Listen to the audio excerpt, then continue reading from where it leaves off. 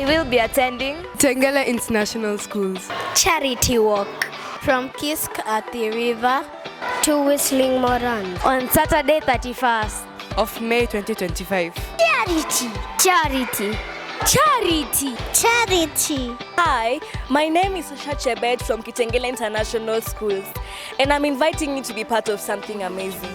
On 31st of May from 8 to 11 in the morning, we are having a charity walk with a mission. We are working to help facelift Kenanie Primary Schools to give them books, learning spaces, and a new beginning. Our theme is empowering life through education because every child deserves a better place to learn and grow.